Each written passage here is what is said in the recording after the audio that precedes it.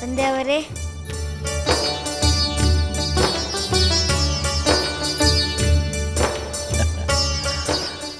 ನಿನ್ನ ಗುರುಗಳು ಹೇಳುತ್ತಿರುವ ನಿನ್ನ ಚತುರಮತಿಯನ್ನು ಕೇಳಿ ನನಗೂ ಬಹಳ ಸಂತೋಷವೆನಿಸುತ್ತಿದೆ. ಅದನ್ನು ಕೇಳುವ ಕುತೂಹಲ ನನಗೂ ಇದೆ. ನೀನು ಗುರುಕುಲದಲ್ಲಿ ಕಲಿತಿರುವ ಯಾವುದಾದರೂ ಒಂದು ಒಳ್ಳೆಯ ವಿಷಯವನ್ನು ನನಗೆ ಹೇಳು. ಅದನ್ನು ಕೇಳಿ ನಾನು ಸಂತೋಷ ಪಡುತ್ತೇನೆ. ಹಾಗೆ ಆಗಲಿ ತಂದೆ. ಖಂಡಿತ ನಾನು ಒಳ್ಳೆಯ ವಿಚಾರವನ್ನೇ ಹೇಳುತ್ತೇನೆ. ಮಾನವರು ಸುಖದ ವ್ಯಾಮೋಹದಿಂದ ಬಹುಬಗೆಯ ಪ್ರಯತ್ನ ಮಾಡುತ್ತಾರೆ. ಆದರೂ ತೃಪ್ತಿ ಇಲ್ಲದೆ ದುಃಖದಿಂದ ತಳಮಳಿಸುತ್ತಾರೆ. ಇದು ಒಳ್ಳೆಯ ವಿಚಾರವೇ. ಸುಖವನ್ನು ಅರಸುತ್ತಾ ದುಃಖವನ್ನು ಪಡೆಯುತ್ತಾರೆ. ಕುಮಾರ, ಈ ದುಃಖವನ್ನು ಪರಿಹರಿಸುವ ಬೇಗೆ? ಅದಕ್ಕಾಗಿ ಕ್ಷಣಿಕವಾದ ಸಂಸಾರದ ಸುಖವೆಂಬ ಭ್ರಮೆಯ ಬಾವಿಯಲ್ಲಿ ಬಿದ್ದು ನರಳುವುದರ ಬದಲು ಮೇಲೆ ಬಂದು ಜ್ಞಾನದ ಬೆಳಕನ್ನು ಕೊಡುವ ಸಜ್ಜನರ ಸೇವೆಯನ್ನು ಮಾಡಬೇಕು. ಅಲೆ, ನೀನು ನಿನ್ನ ಗುರುಗಳು ಹೇಳಿದಂತೆ ಸಾಕಷ್ಟು ವಿಚಾರಗಳನ್ನು ತಿಳಿದುಕೊಂಡಿರುವೆ. ಮುಂದೆ ಹೇಳು ಕುಮಾರ. ಸಜ್ಜನರ ಸೇವೆ ಮಾಡಿ ಶ್ರೀಹರಿಯ ಚರಣವನ್ನು ಆಶ್ರಯಿಸುವುದಕ್ಕಿಂತ ಮಿಗಿಲಾದ ಶ್ರೇಯಸ್ಸಿಲ್ಲ.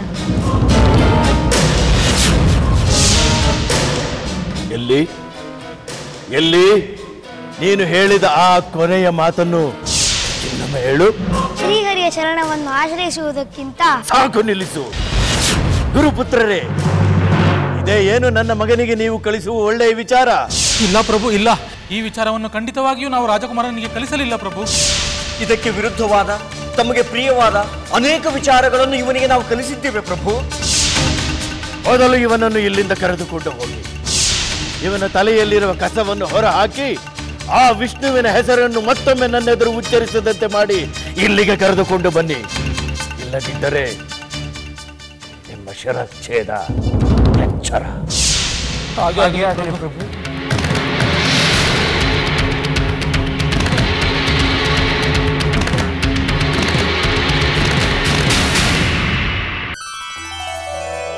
ಶಿಷ್ಯರೇ, ಹೀಗೆ ತನ್ನ ಮಗನೇ ಹರಿಭಕ್ತನಾದುದು ಹಿರಣ್ಯಕಶಿಪುವಿಗೆ ಆಘಾತವನ್ನು ಆಕ್ರೋಶವನ್ನು ಉಂಟು ಮಾಡಿತು. ತಾನು ಯಾರನ್ನು ನಾಶ ಮಾಡಬೇಕೆಂದು ಹಗಲಿರುಳು ಕಾಯುತ್ತಿದ್ದನೋ ಅದೇ ವಿಷ್ಣುವಿಗೆ ತನ್ನ ಮಗ ಭಕ್ತನಾದನೆಂಬುದು ವಿಪರೀತವಾಗಿ ಕೆರಳಿಸಿತು. ಗುರುಗಳೇ, ಹಿರಣ್ಯಕಶ್ಯಪುವಿಗೆ ತನ್ನ ಮಗ ಹರಿಭಕ್ತನಾಗುತ್ತಾನೆಂಬ ಸುಳಿವು ನಿರೀಕ್ಷೆ ಮೊದಲೇ ತಿಳಿದಿತ್ತೆ?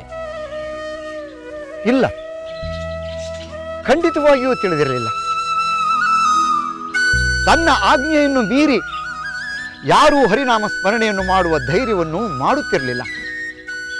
ಅಂಥದ್ದರಲ್ಲಿ ತನ್ನ ಮಗನೇ ತನ್ನ ಆಜ್ಞೆಯನ್ನು ಮೀರಿದ್ದನ್ನು ಅವನು ಹೇಗೆ ಸಹಿಸಿಕೊಳ್ಳುವನು? ಗುರುದೇವ, ಮಗನ ಮಾತನ್ನು ಕೇಳಿ ಅವನಿಗೆ ಬಂದ ಆಕ್ರೋಶದಲ್ಲಿ ಅವನನ್ನು ಜೀವ ಸಹಿತ ಉಳಿಸಿದ್ದ ದೊಡ್ಡದಲ್ಲವೇ? ಹೌದು, ಅದೂ ಒಂದು ರೀತಿ ನಿಜವೇ. ಆದರೆ ಎಷ್ಟೇ ಆಗಲಿ, ಹಿರಣ್ಯಕಶಿಪುವಿಗೆ ಪ್ರಹ್ಲಾದ ಕುಮಾರ ಮಗನಲ್ಲವೇ? ಎಷ್ಟೇ ಆಕ್ರೋಶಗೊಂಡರೂ ಅವನನ್ನು ತಿದ್ದಿ ಸರಿಪಡಿಸುವ ಆಲೋಚನೆಯನ್ನು ಮಾಡುತ್ತಾನೆ. ಅದರಿಂದಲೇ ಮತ್ತೆ ಸರಿಯಾಗಿ ಬುದ್ಧಿ ಹೇಳುವಂತೆ ಚಂಡಮರ್ಕರಿಗೆ ಹೇಳಿ ಕಳಿಸಿಕೊಟ್ಟ. ಗುರುಗಳೇ, ಚಂಡಮರ್ಕರು ಪ್ರಹ್ಲಾದನನ್ನು ಬದಲಾಯಿಸಲು ಸಾಧ್ಯವಾಯಿತೆ? ಪಾಪ, ಅವರೇನೋ ಪ್ರಯತ್ನಿಸಿದರು. ಆದರೆ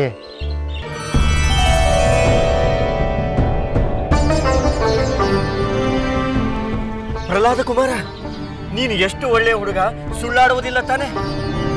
ನಾವು ನಿನಗೆ ವಿಷ್ಣು ಭಕ್ತಿಯನ್ನು ಹೇಳಿಕೊಟ್ಟಿಲ್ಲ ಅಲ್ಲವೇ? ಇಲ್ಲ ಗುರುಗಳೇ, ನೀವು ಹೇಳಿಕೊಟ್ಟಿಲ್ಲ.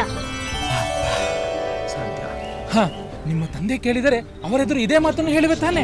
ನಾನು ಎಂದು ಯಾರ ಬಳಿಯಲ್ಲೂ ಸುಳ್ಳು ಹೇಳುವುದಿಲ್ಲ ಗುರುಗಳೇ.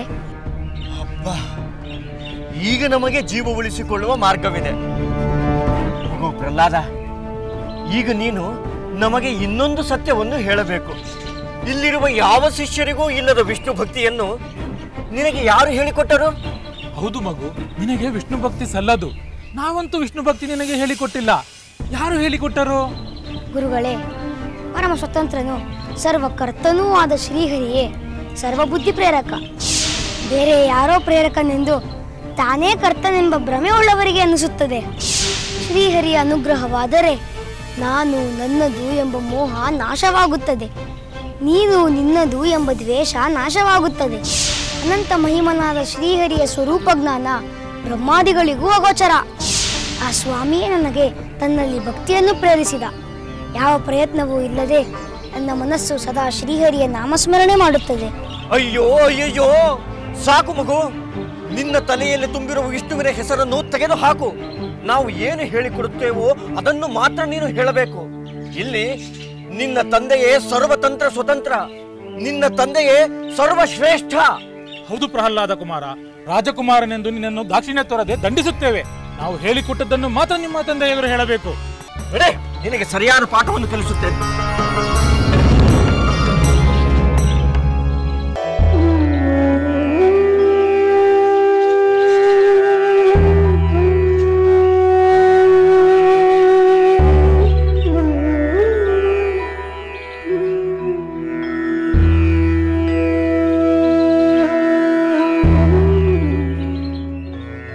ಈ ರೀತಿಯಾಗಿ ಶುಕ್ರಾಚಾರ್ಯರ ಮಕ್ಕಳಾದ ಚಂಡ ಮತ್ತು ಮರ್ಕ ಪ್ರಹ್ಲಾದನಲ್ಲಿದ್ದ ವಿಷ್ಣು ಭಕ್ತಿಯನ್ನು ಹೋಗಲಾಡಿಸಲು ಪ್ರಯತ್ನಿಸಿದರು. ಆದರೆ ತಾಯಿಯ ಗರ್ಭದಲ್ಲಿದ್ದಾಗಿನಿಂದಲೇ ವಿಷ್ಣು ಭಕ್ತಿ ಅವನ ಮನಸ್ಸಿನಲ್ಲಿ ಸ್ಥಿರವಾಗಿ ನೆಲೆಸಿಬಿಟ್ಟಿತ್ತು. ಅದನ್ನು ಬದಲಿಸಲು ಸಾಧ್ಯವೇ? ಬೇರೆ ದಾರಿಯೇ ಇರಲಿಲ್ಲ. ಹಿರಣ್ಯಕಶಿಪುವಿನ ಭಯದಿಂದ ಅವರು ಆ ಪ್ರಯತ್ನ ಮಾಡುತ್ತಿದ್ದರು. ಗುರುಗಳೇ, ಹಿರಣ್ಯಕಶಿಪು ಹರಿಭಕ್ತಿಗೆ ಅವಕಾಶವಾಗದಂತೆ ರಾಜ್ಯದಲ್ಲೆಡೆ ಕಠಿಣವಾದ ಆಜ್ಞೆ ಮಾಡಿದ್ದ. ಆದರೆ ಪ್ರಹ್ಲಾದ ತಾಯಿಯ ಗರ್ಭದಲ್ಲಿರುವಾಗಲೇ ಹರಿನಾಮವನ್ನು ಕಲಿಯುವುದು ಹೇಗೆ ಸಾಧ್ಯವಾಯಿತು? ಅದು ದೇವತೆಗಳ ವರ್ತನೆಯಿಂದಲೇ ಸಾಧ್ಯವಾಯಿತು ಎಂದು ಹೇಳಬಹುದು. ಹಿರಣ್ಯಕಶಿಪುವು ಮಂದರಾಚಲದಲ್ಲಿ ಬ್ರಹ್ಮನನ್ನು ಕುರಿತು ತಪಸ್ಸು ಮಾಡಲು ಹೋದ. ಅದೇ ಸಮಯದಲ್ಲಿ ದೇವತೆಗಳು ದೇವೇಂದ್ರನ ನೇತೃತ್ವದಲ್ಲಿ ಅವನ ನಗರವನ್ನು ಮುತ್ತಲು ನಿರ್ಧರಿಸಿದರು. ಅಂದರೆ ದೇವತೆಗಳು ಹಿರಣ್ಯಕಶಿಪು ಇಲ್ಲದ ವೇಳೆಯಲ್ಲಿ ಅವನ ರಾಜ್ಯದ ಮೇಲೆ ಆಕ್ರಮಣ ಮಾಡಲು ಹೋದರು.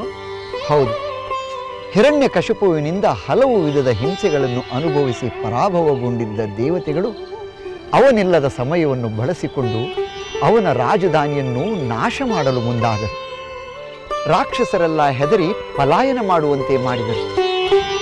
ಆ ಸನ್ನಿವೇಶದಲ್ಲಿ ಗರ್ಭಿಣಿಯಾಗಿದ್ದ ಹಿರಣ್ಯಕಶಿಪುವಿನ ಪತ್ನಿ ಕಯಾದು ದೇವೇಂದ್ರನ ಕಣ್ಣಿಗೆ ಬಿದ್ದಳು. ಇನ್ನೇನು ಅವಳು ದೇವೇಂದ್ರನ ಆಕ್ರೋಶಕ್ಕೆ ಬಲಿಯಾಗಬೇಕು. ದೇವೇಂದ್ರ ಸ್ತ್ರೀ ಹತ್ಯೆಗೆ ಮುಂದಾಗಿದ್ದಾನೆ. ಹಿರಣ್ಯಕಶಿಪುವಿನ ಸಂತತಿಯೇ ಉಳಿಯಬಾರದೆಂಬಷ್ಟು ಕೋಪ ದೇವೇಂದ್ರನಲ್ಲಿತ್ತು. ದೇವೇಂದ್ರನು ಅವಳನ್ನು ಕೊಲ್ಲಲು ಮುಂದಾದಾಗ ನಾರದರು ಅವನನ್ನು ತಡೆದರು. ಅಂದರೆ ನಾರದರಿಂದ ಕಯಾದು ಉಳಿದುಕೊಂಡಳೆ? ಹೌದು, ನಾರದರು ಬುದ್ಧಿ ಹೇಳಿ ಆ ಕ್ರೂರ ಕಾರ್ಯ ಮಾಡದಂತೆ ತಡೆದರು.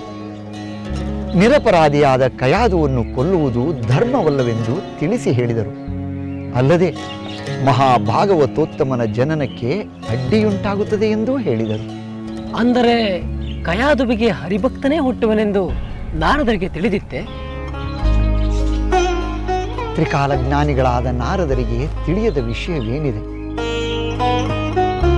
ಆದ್ದರಿಂದ ಅವರು ಅಲ್ಲಿಂದ ಕಯಾದುವನ್ನು ತಮ್ಮ ಆಶ್ರಮಕ್ಕೆ ಕರೆದುಕೊಂಡು ಹೋಗಿ ಸುರಕ್ಷಿತವಾಗಿರುವಂತೆ ನೋಡಿಕೊಂಡರು. ಗುರುದೇವ, ನಾರದರು ಹರಿಭಕ್ತಿಯ ಉಪದೇಶ ಮಾಡಲು ಆ ಸಂದರ್ಭವೇ ಅನುಕೂಲ ಮಾಡಿದಂತಾಯ್ತಲ್ಲವೇ? ನಾರದರ ಉದ್ದೇಶವೂ ಅದೇ ಆಗಿತ್ತು, ವಿಧಿಯ ಸಂಕಲ್ಪವೂ ಅದೇ ಆಗಿತ್ತು. ಏಕೆಂದರೆ ತನ್ನ ದುಷ್ಟತನದಿಂದ ಅಟ್ಟಹಾಸದಿಂದ ಮೆರೆಯುತ್ತಿದ್ದ ಹಿರಣ್ಯಕಶಿಪುವನ್ನು ಮಟ್ಟ ಹಾಕಲು ಅವನ ಮಗನೇ ಹರಿಭಕ್ತನಾಗಿ ಜನಿಸುವುದು ಅತ್ಯಂತ ಅಗತ್ಯವಾಗಿತ್ತು. ಹಿರಣ್ಯಕಶಿಪು ತಪಸ್ಸು ಮುಗಿಸಿ ಬರುವಷ್ಟರಲ್ಲಿ ಪ್ರಹ್ಲಾದ ಕುಮಾರನ ಜನನವಾಗಿತ್ತಲ್ಲವೇ? ಹೌದು, ಅದರಿಂದ ಹಿರಣ್ಯಕಶಿಪು ಅತ್ಯಂತ ಸಂತೋಷಪಟ್ಟ. ಅವನು ಬೆಳೆಯುತ್ತಿದ್ದಂತೆ ಅವನನ್ನು ಗುರುಕುಲಕ್ಕೆ ಕಳಿಸಿದ.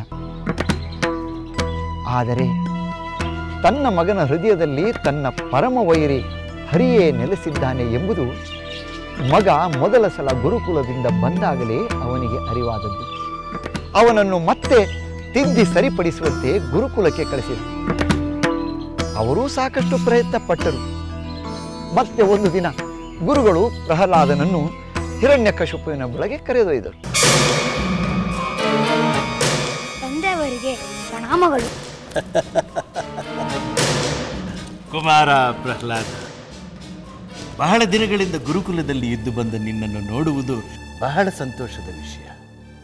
ನಿನ್ನ ಮಾತುಗಳನ್ನು ಕೇಳಿ ಆ ಸಂತೋಷ ಇಮ್ಮಡಿಯಾಗಬೇಕು ಅಲ್ಲವೇ? ಕುಮಾರ, ಹೇಳಿ ತಂದೆ. ನನ್ನ ಮನಸ್ಸಿಗೆ ಸಂತೋಷವಾಗುವ ವಿಷಯವನ್ನು ಹೇಳುತ್ತೀಯಾ? ಖಂಡಿತ ಒಳ್ಳೆಯ ವಿಚಾರವನ್ನೇ ಹೇಳುತ್ತೇನೆ ತಂದೆ. ಅದನ್ನು ಕೇಳಿ ನೀವು ಸಂತೋಷಪಟ್ಟರೆ ಖಂಡಿತ ಅದರಿಂದ ನಿಮಗೆ ಒಳ್ಳೆಯದಾಗುವುದು.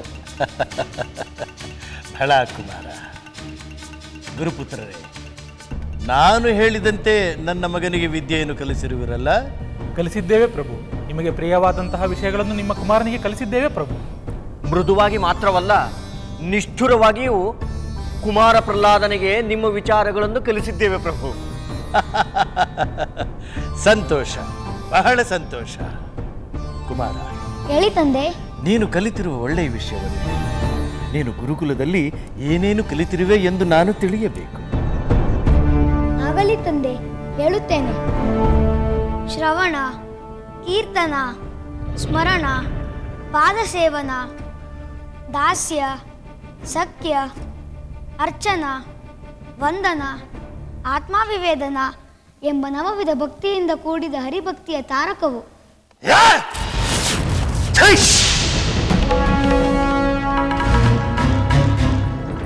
ಸಾಕು ಮಾಡು ನಿನ್ನ ಈ ಹರಿಭಕ್ತಿಯ ಪ್ರಲಾಪವನ್ನು. ನಾನು ಕೇಳಿದ್ದು ನೀನು ಗುರುಕುಲದಲ್ಲಿ ಏನೇನು ಕಲಿತೆ ಎಂದು, ಅದನ್ನು ಹೇಳು. ಹರಿಭಕ್ತಿ ಅಂತರಂಗದಲ್ಲಿ ಸದಾ ಇರುವುದೇ ಎಲ್ಲ ಕಲಿಕೆಯ ಫಲ. ಎಲ್ಲ ದುರ್ಮತಿಗಳೇ, ಇದೇ ಏನು ನನ್ನ ಮಗನಿಗೆ ನೀವು ಕಲಿಸಿಕೊಟ್ಟಿರುವ ವಿದ್ಯೆ? ನನ್ನ ಕಡುವೈರಿಯಾದ ಆ ಹರಿಯನ್ನು ಹೊಗಳೋದೇ ನೀವು ಕಲಿಸಿಕೊಟ್ಟಿರುವ ವಿದ್ಯೆ ಏನು? ಛೈ! ನೀವು ನನ್ನ ಮಗನ ಬುದ್ಧಿಯನ್ನು ಕೆಡಿಸಿರುವುದಕ್ಕಾಗಿ ನಿಮಗೆ ಯಾವ ಶಿಕ್ಷೆ ಕೊಟ್ಟರೂ ಅದು ಕಡಿಮೆಯೇ. ಪ್ರಭು ಪ್ರಭು ದಯ ತೋರಿ ಪ್ರಭು. ತಮ್ಮ ಪುತ್ರ ಹೇಳುತ್ತಿರುವುದನ್ನು ನಾವು ಖಂಡಿತವಾಗಿಯೂ ಕಲಿಸಿಲ್ಲ ಪ್ರಭು. ನಾವು ಕಲಿಸಿಲ್ಲ, ಬೇರೆಯವರು ಕಲಿಸಿಲ್ಲ ಪ್ರಭು. ನಿಮ್ಮ ಪುತ್ರನಿಗೆ ಹರಿಭಕ್ತಿಯು ಜನ್ಮದಿಂದಲೇ ಬೆಳೆದು ಬಂದಿರುವಂತಿದೆ. ಇದರಲ್ಲಿ ನಮ್ಮ ತಪ್ಪೇನೂ ಇಲ್ಲ ಪ್ರಭು. ನಮ್ಮ ಮೇಲೆ ಆಕ್ರೋಶ ತೋರಬೇಡಿ ಪ್ರಭು. ದಯಮಾಡಿ ಶಾಂತರಾಗಿ. ಬೇಕಾದರೆ ತಮ್ಮ ಪುತ್ರನನ್ನೇ ಕೇಳಿ ಪ್ರಭು. ಇವನು ಹೇಳುತ್ತಿರುವ ವಿಷಯವನ್ನು ನಾವು ಖಂಡಿತವಾಗಿಯೂ ಹೇಳಿಲ್ಲವೆಂದು ಅವನೇ ಹೇಳುತ್ತಾನೆ. ಪ್ರಹ್ಲಾದ, ನಿನ್ನ ಗುರುಗಳು ನಿನಗೆ ಹೇಳಿಕೊಟ್ಟಿಲ್ಲ. ಆದರೂ ನನ್ನ ಕಡುವೈರಿಯಾದ ಆ ಹರಿಯನ್ನು ಹೊಗಳುವ ಕೆಟ್ಟ ಬುದ್ಧಿ ನಿನಗೇಕೆ ಬಂತು? ತಂದೆ, ನಾನು ಹೇಳುತ್ತಿರುವ ಈ ವಿಚಾರವನ್ನು ಈ ಗುರುಗಳು ನನಗೆ ಕಲಿಸಿಲ್ಲವೆಂಬುದು ಸತ್ಯ. ನನ್ನ ಕಾರಣವಾಗಿ ಇವರನ್ನು ದಂಡಿಸಬೇಡಿ. ಸದ್ಯ ಬದುಕಿದೆವು. ನಿನಗೆ ಈ ಹರಿಭಕ್ತಿಯನ್ನು ಕಲಿಸಿದವರು ಯಾರು? ತಂದೆ, ಹರಿಭಕ್ತಿ ಹುಟ್ಟಲು ಆ ಶ್ರೀಹರಿಯ ಅನುಗ್ರಹವೇ ಕಾರಣ. ನನಗಿಲ್ಲದ, ನನ್ನ ರಾಜ್ಯದಲ್ಲಿ ಯಾರಿಗೂ ಇಲ್ಲದ ನನ್ನ ಕಡುವೈರಿಯಾದ ಆ ಹರಿಯ ಭಕ್ತಿ ನಿನಗೇಕೋ? ತಂದೆ, ವೇದವನ್ನು ಪಠಿಸಿದರೆ ಪ್ರಯೋಜನವಿಲ್ಲ. ಹರಿಯನ್ನು ಭಜಿಸದೆ ಇಂದ್ರಿಯಗಳಿಗೆ ದಾಸರಾಗಿ ವೃಥಾ ಬದುಕು ಸವಿಸುವ ಅಜ್ಞಾನಿಗಳಿಗೆ ಶ್ರೀಹರಿಯ ಮಹಿಮೆ ಅರ್ಥವಾಗುವುದಿಲ್ಲ. ನೀಚ ಬಾಲಕ, ನನ್ನನ್ನು ಅಜ್ಞಾನಿ ಎಂದು ಕರೆಯುವಷ್ಟು ಸೊಕ್ಕೆ ನಿನಗೆ? ಯಾರಲ್ಲಿ? ಇವನನ್ನು ನನ್ನ ಮಗನೆಂಬ ಯಾವುದೇ ಕರುಣೆ ತೋರದೆ ಕೊಂದು ಬಿಡಿ. ಅವನನ್ನು ಕೊಂದು ಬಿಡಿ. ಹಿರಣ್ಯಾಕ್ಷನನ್ನು ಹಂದಿಯ ರೂಪದಲ್ಲಿ ಕೊಂದ ಆ ಮಾಯಾವಿ ಹರಿನಾಮ ಸ್ಮರಣೆ ಮಾಡುತ್ತಿರುವ ಇವನ ಉದ್ದಟತನವನ್ನು ನಾನೆಂದಿಗೂ ಕ್ಷಮಿಸಲಾರೆ. ಇಲ್ಲ, ಇವನು ನನ್ನ ಪುತ್ರನಲ್ಲ, ನನ್ನ ಪುತ್ರನ ರೂಪದಲ್ಲಿರುವ ಶತ್ರು. ತಂದೆಗೆ ಅಹಿತವಾಗುವುದನ್ನು ಮಾಡುವ ಯಾವುದೇ ಪುತ್ರನನ್ನು ಕೊಂದು ಬಿಡಬೇಕೆಂಬುದೇ ನೀತಿ. ಇವನು ನನ್ನ ವಂಶಕ್ಕೆ ಅಂಟಿದ ಕಳಂಕ. ಅದನ್ನು ತೊಡೆಯಬೇಕು. ಅವನನ್ನು ಬೇರು ಸಹಿತ ಕಿತ್ತೊಗೆಯಬೇಕು. ಇವನ ಮೇಲೆ ಯಾವುದೇ ಮಮಕಾರವನ್ನು ತೋರಿಸಬೇಡಿ. ವಿಷವನ್ನು ಕುಡಿ. ವಿಷ ಸರ್ಪಗಳಿಂದ ಕಚ್ಚಿಸಿ, ಆನಗಳಿಂದ ತುಳಿಸಿ, ಭಕ್ತದಿಂದ ತಳ್ಳಿ, ಹೇಗಾದರೂ ಇವನನ್ನು ಕೊಂದು ಬಿಡಿ. ಉಳಿಸಬೇಡಿ. ಕರೆದುಕೊಂಡು ಹೋಗಿ ಇವನನ್ನು, ಕರೆದುಕೊಂಡು ಹೋಗಿ.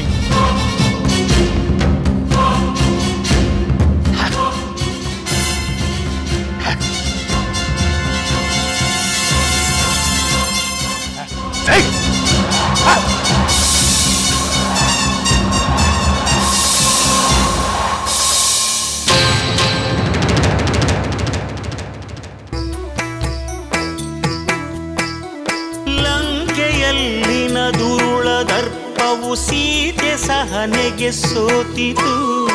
ಅಂಕೆ ಇರದ ಅಸುರ ಕುಲವು ರಾಮ ಬಾಣಕ್ಕೆ ಅಡಗಿತು. ದೂರವಿರಲಿ ಸನಿಹವಿರಲಿ ರಾಮ ಹೃದಯ ನಿವಾಸಿನಿ. ಯುಗವು ಯುಗವು ಸಾಗಲಿ ಅಕಳಂಕ ಪ್ರೇಮ ಪ್ರಬೋಧಿನಿ. ಅಮರ ಗಾಧೆ ಧರಣಿ ಜಾತೆ ಸಾಧ್ವೆ ಸೀತೆ ಸುಚರಿತೆ. ಸಹನ ಶಕ್ತಿ ಪತಿಯ ಭಕ್ತಿ ಲೋಕಮಾನ್ಯ ವಂದಿತೆ.